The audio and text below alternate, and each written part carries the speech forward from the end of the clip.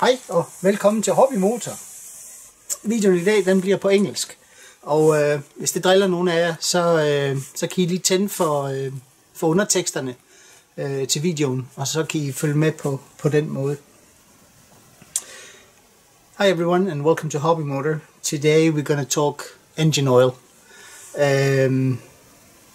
I've been thinking quite a lot about how to start this because engine oil is one of those topics that can really kick off a discussion. Everybody has beliefs, experience, tons of things, information they've received somewhere, maybe reading their user manuals and stuff. And for some reason, people's knowledge of oil is one of the things I found that does not evolve with engines. A lot of people tend to get stuck in what they did 30 years ago, and that'll have to do. And maybe they're right. Maybe that's the way to go. But it's not the way I do it. So let's see if we can get this kicked off without ticking off too many people. I have a selection of oils here. There are so many brands out there and so many qualities and so many types that this is just a selection of what I have in my cabinets. It's not something I use. I don't use bottled oil when I service engines. I buy mine in 20-liter pails. It's simply because of cost. It's cheaper to buy in a 20-liter pail than it is to buy a 1 liter or a 0.6 liter bottle. But these are the ones I've accumulated some of these over the years, and I just grabbed that out of the cabinet and put it here. So we had to have something to look at. Let's kick off. If we make the headline, what's the best engine oil for my small engine equipment? That's a very, very easy question to answer. Go and look at what the engine manufacturer recommends. That would be the answer to all your questions. Now, whether you then agree with what the manufacturer recommends or not, it's a different story. But the company, the people that designs an engine also gets to decide what is the best engine oil for that particular engine. And that's it. That's the story. I can't see it in any other way. You can't expect an engine to perform better if you step outside what was recommended by the manufacturer. What I do find is that people will then say, yeah, but if I look in my user manual for my 1995 or 95 Intech Briggs engine, it says use this. Yes, guys, that was true in 1995. Now it's 2022, and things have changed a little bit.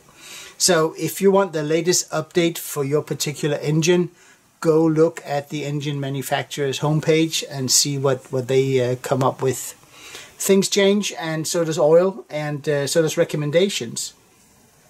So let's get into it. And I've accumulated a lot of information. I'm not going to put everything fancy up on the screen here, so I'll try and show you some of it. But I took the major brand names of engines, and when we look at engine specifications and recommendations on for instance, Briggs & Stratton and Honda's homepage, they generally cover all engines made after 1970.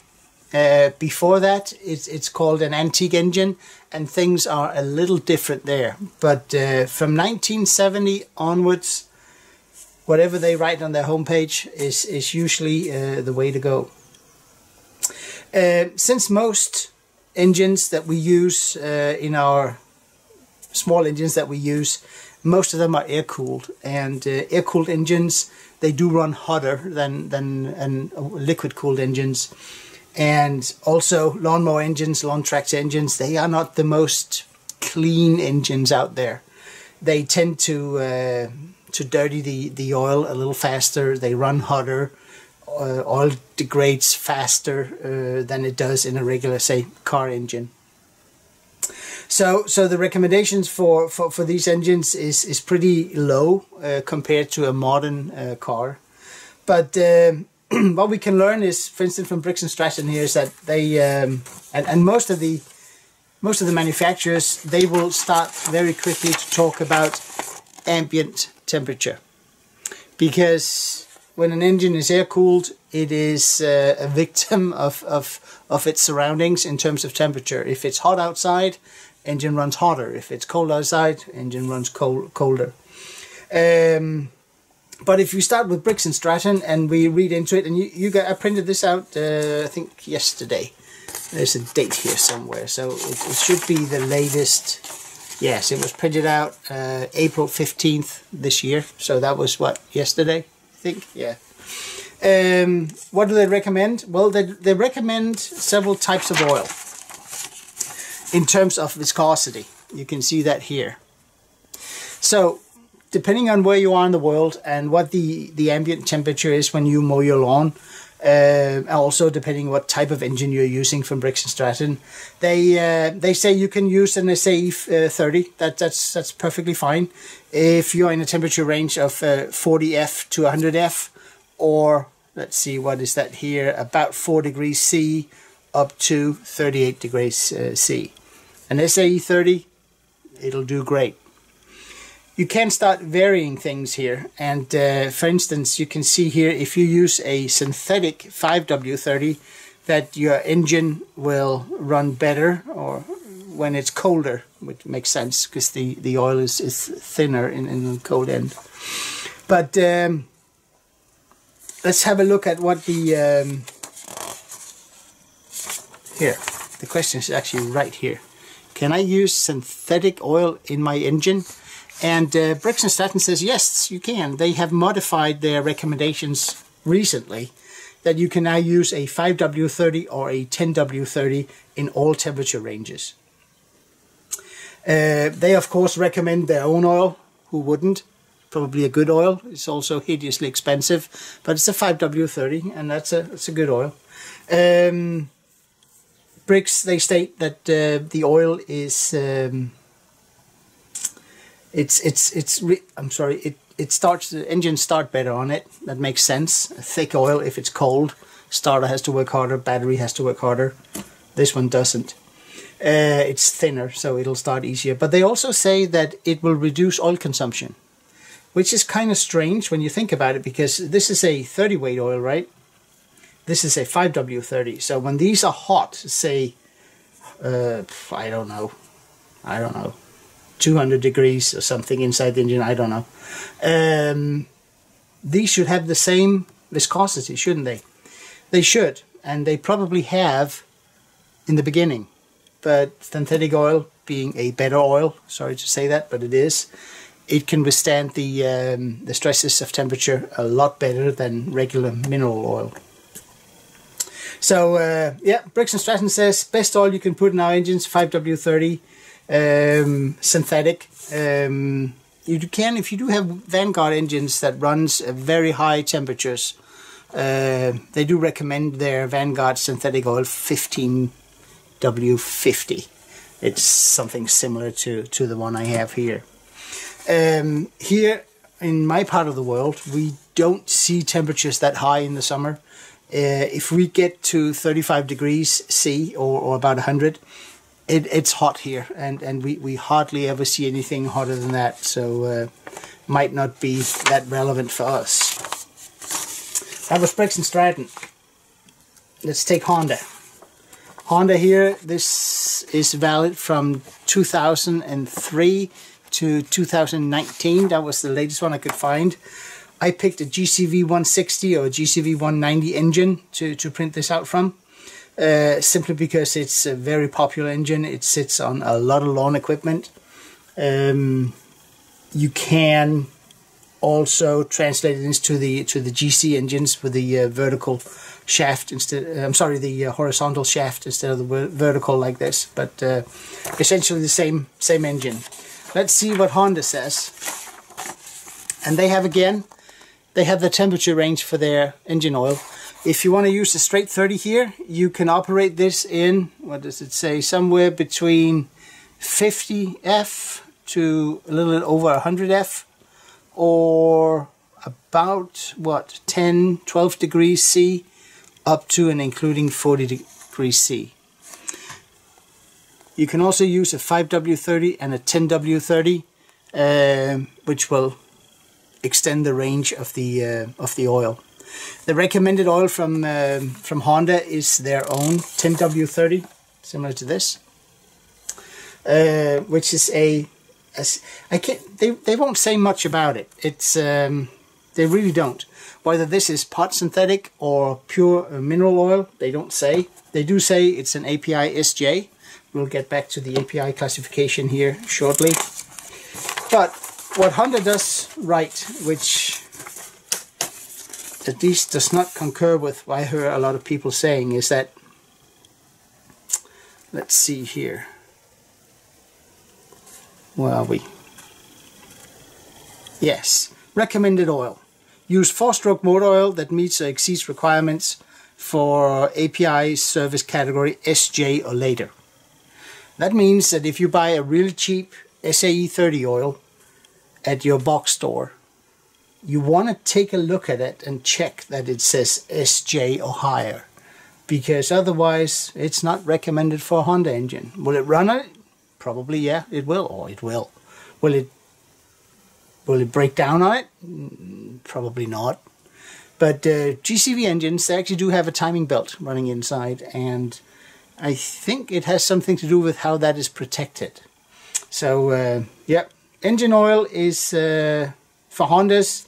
10W30 is recommended for general use, and you can use other viscosities depending on what the temperature is in your area. Yep. Let's see what else we got. Oh yes, our favorite, the Kohler. I picked the number from the Kohler Courage. Don't think the Courage is the most popular engine among people who repairs them. I kind of like it. It has its ups and downs, but it's when it runs right and it's serviced right, I think it's a fairly good engine. It does require a little bit more maintenance, I think, than your equivalent Briggs engine or Honda engine. Let's see what Kohler says. They are a bit different here. Again, they have the temperature range chart here. The one at the top, the Kohler Pro 10W50 oil. I wouldn't run out and buy 10W50 oil for the Kohler engine just yet. You need to read all this, because you have to use it in conjunction with a Kohler Pro filter, oil filter, and there's tons of things you kind of have to do. What they do say as well is that the oil must meet the API service classification SJ or higher.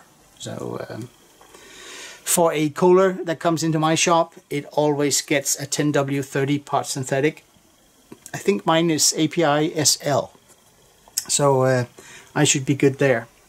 If you have the Kohlers with the hydraulic lifters and you're using a straight 30 or even something thicker, you may experience issues if it's operated in cold temperature.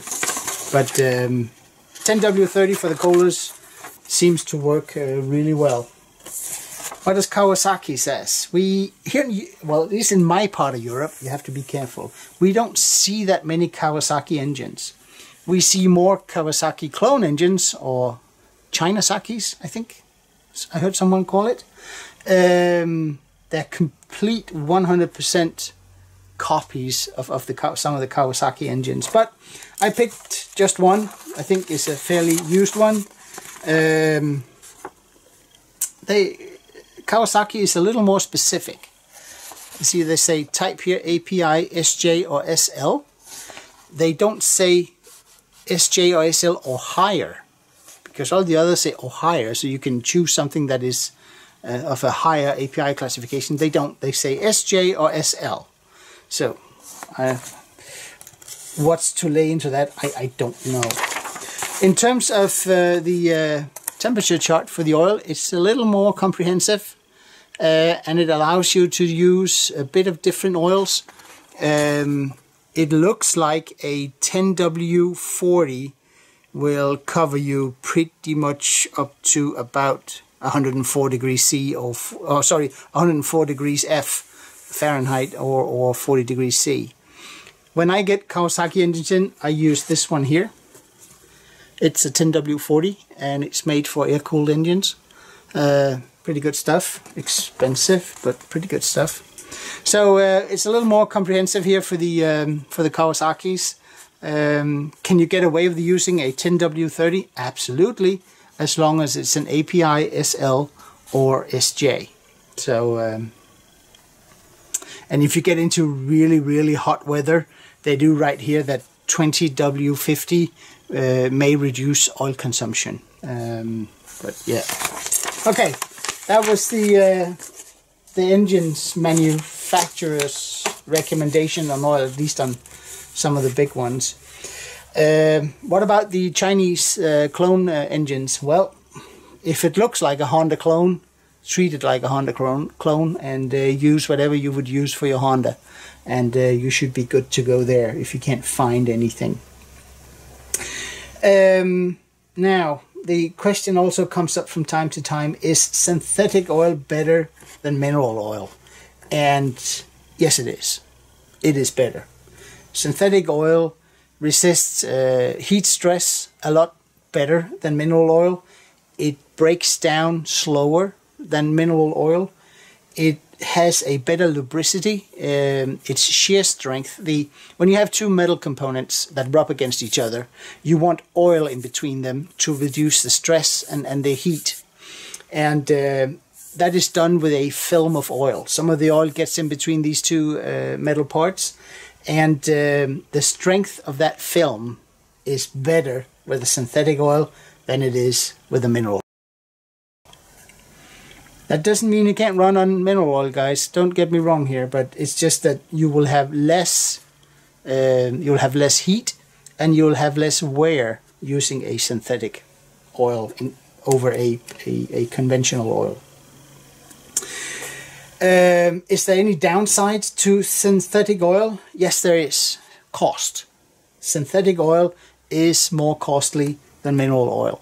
So you decide what you want to do. I mean, if you only use your engine sparingly, say 20 hours a year, why spend the money? Go with the mineral one and just change it every year. How do I determine which oil goes into which engine? Well, in my shop, as I said, I don't use bottled oil that much. I do have, it's right over here, I have these 3 pails. This one here is a regular SAE 30 mineral oil. I use that for older Brix engines, particularly if they smoke a little bit and they use a little bit of oil. I use this one. Is it because it's a 30? No, it's because it's the cheapest oil. In the middle here, I have a Pot Synthetic 10W30 API SL. This one over here is SJ. This is SL. This is my all-round oil. It goes into most engines. I put this in most engines with an electric starter, simply to ensure that it starts a little easier. It goes in all colors I see. Yeah, basically my all-round oil.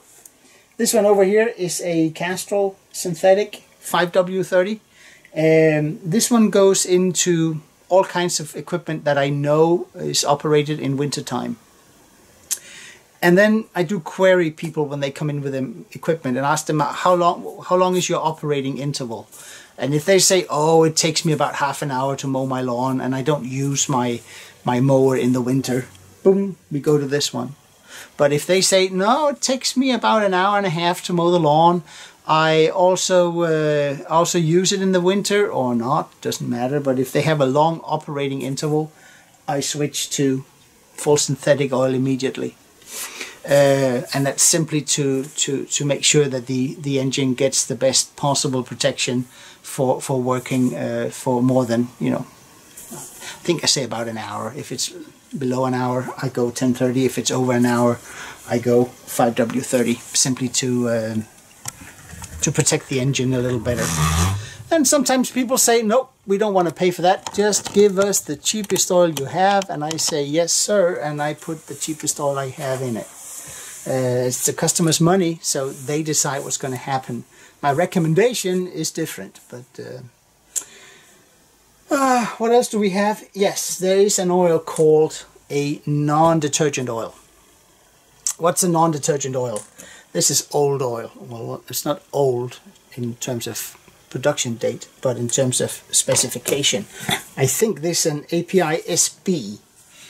Non-detergent oil versus everything else here is detergent oil, is what the oil does with all the contaminants inside the engine. A non-detergent oil, once you shut off your engine, all the impurities will settle to the bottom of the sump. It will leave the oil and go down and deposit itself at the bottom of the sump. Detergent oils, they work a little different. They are made to contain the impurities, so that when you change your oil, the impurities comes out with the oil. I know some of the hardcore people that really does good restorations on antique engines. They swear by this stuff, and fair enough. If that's what a fully restored 1950-52 engine runs on, why not use that? I don't see an issue. You will hear people say, oh, if I switch to synthetic oil, my engine will start burning oil. Maybe. It depends on the state of your engine. It can be an old engine, but if it's a worn engine, then maybe yes, because this stuff here does clean better than mineral oil. So if you have piston rings that are really clogged up with carbon deposits, then yes, you may break some of that loose and it may start using a little bit of oil. It depends. I mean, you don't buy, you know, really expensive stuff for really old equipment if you can help it. And if it's a rundown, worn lawn tractor with, you know, 1,000 hours on it, would I switch? No, I wouldn't, because at 1,000 hours it will be burning oil anyways, so I might as well just make sure I change it with the cheapest option, which is the regular conventional oil. But if it's a well-working engine that doesn't have any excessive oil consumption, I would always recommend switching to a synthetic whenever possible. What do I use in my... I have a Honda lawnmower, an HRX model with a GCV 190 engine on it, and I use this stuff here, and I have been using it since I got the mower, and my mower runs about 45 hours a year. I have yet to have to refill oil on it. It doesn't use any oil. It's yeah. So that was that. In terms of viscosity, you saw the temperature tables from the engine manufacturers. I hear sometimes some people say, yeah, if it burns oil, just put in some 2050 oil. Don't, guys, because in an air-cooled engine, the oil is just as much a coolant as it is a lubricant. And the small engines that are on most lawn mowers, they don't even have an oil pump. They have an oil slinger, which is a little metal thing that is connected to the crankshaft, and it rotates with the engine. And it creates a bit of oil pressure, and it creates a splash lubrication. If that oil is too thick, it won't circulate within the engine fast enough. And if it doesn't circulate fast enough, it doesn't cool well enough. So you will experience an increase in operating temperature if you're using a thicker oil than that's recommended. So can you use something that is thinner, say a 5W20? Sure, absolutely. Have a look at this one over here. This is my restoration project. This is a 1970 2-horse Briggs & Stratton. And let's see if we can zoom in here what it says in terms of oil recommendation. It says to use, remember this is from 1970, right? 5W20 oil for winter use and SAE 30 oil for summer use. So yeah, you can use 5W20 if you want to in this engine. It is not recommended by Briggs anymore to be used unless it is really in extreme cold. So unless you are watching this video while living on the North Pole or the South Pole and you need oil for your lawnmower, which is probably highly unlikely, maybe a snowblower, yeah, a 5W20 may work fine. I would ask the manufacturer though before I start doing that. Okay, what else we got? Yeah, I got a list over here. I had to make a little list of things. So if you again, if you want the latest information on your engine, go to the manufacturer's website. Don't read your old user manual. Go read the new stuff in there. I have also heard that you should not use automotive oil in small engines, which is absolutely rubbish. Are these oils here specifically designed for an air-cooled Briggs & Stratton engine or a Honda engine? Yes, they are. Can they have a different composition inside in terms of I think zinc is one of the lubricants that are in oil? Probably. But let me find something that Honda is writing here. Here's what Honda is saying. Oil is a major factor affecting performance and service life. Use 4-stroke Automotive Detergent Oil. Always change the oil in accordance with the maintenance schedule.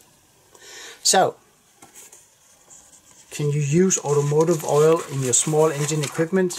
Absolutely. There's a lot of talk about zinc, and I think it's called CDDP, which is a chemical that is added to oil to assist flat tappet engines. Flat tappet is what goes against the camshaft. Is it good for a small engine? Probably, yeah. But you also find that Briggs & Stratton says very specifically, do not add additives to the oil. They don't want you to put in stuff that is not already in the recommended engine oil. Why is that? That is because even you may have, you know, the old 1960-something Mustang, and you've been told to put in CDDP to protect the tappets in that engine, and they're right. That works well in a Mustang. But the Mustang is liquid cooled. You are talking about an air-cooled engine here. And some of these chemicals, they really don't like the higher temperature, and they break down. And when they break down, they tend to turn acidic.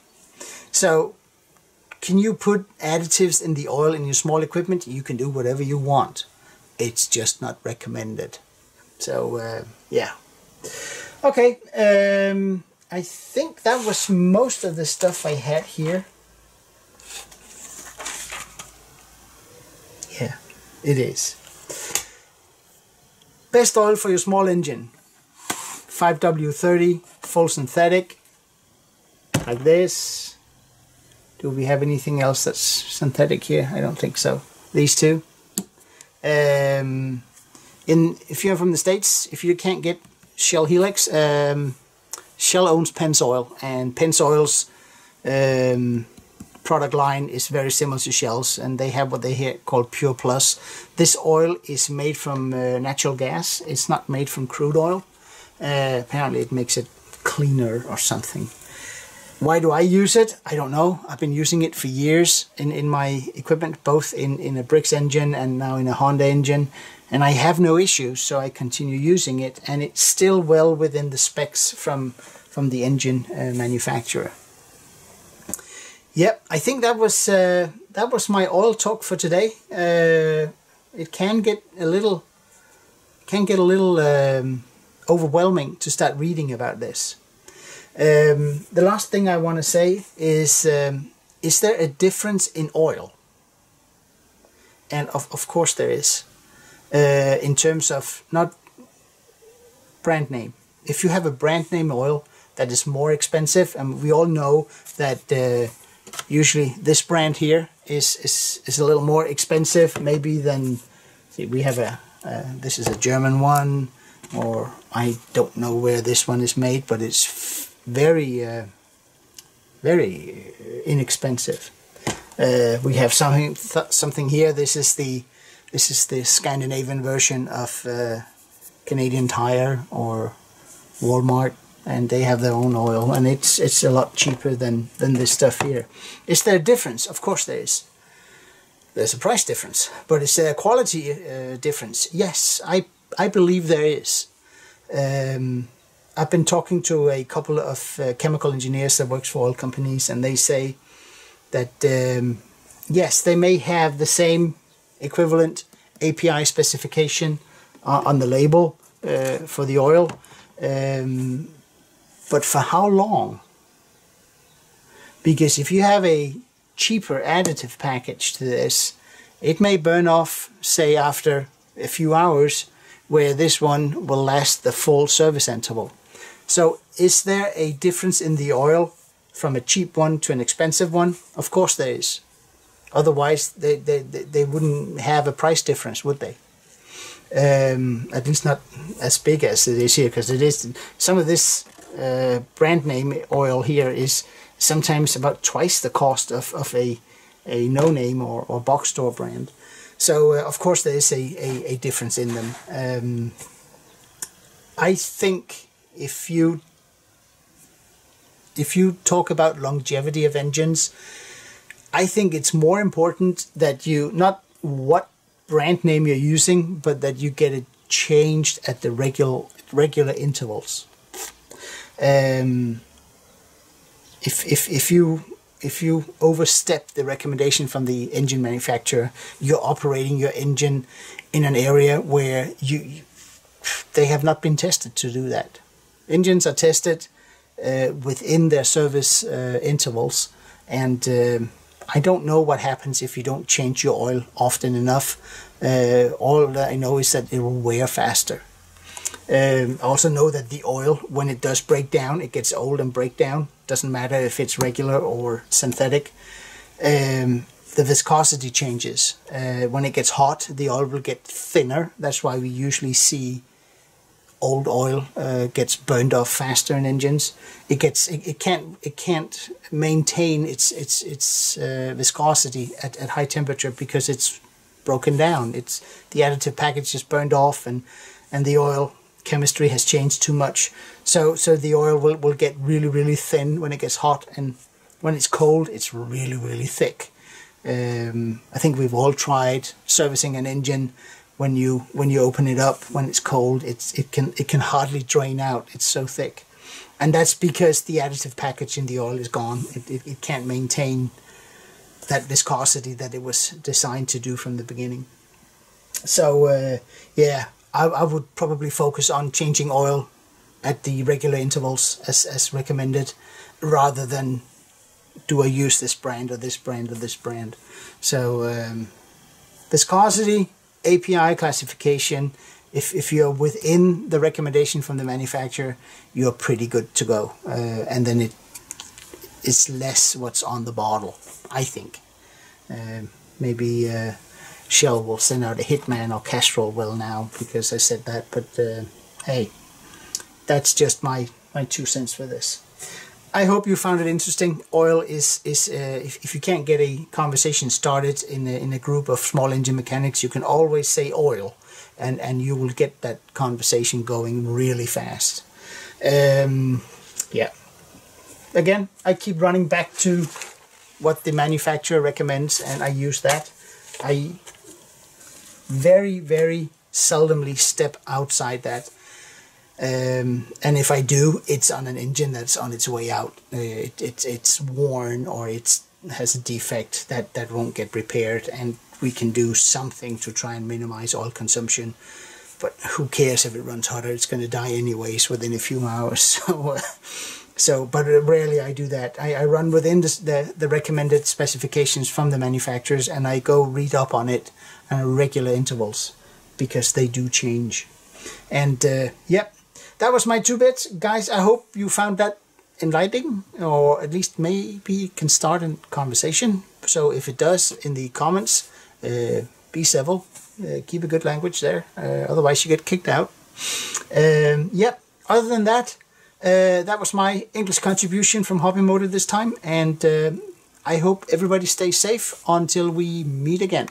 Take care.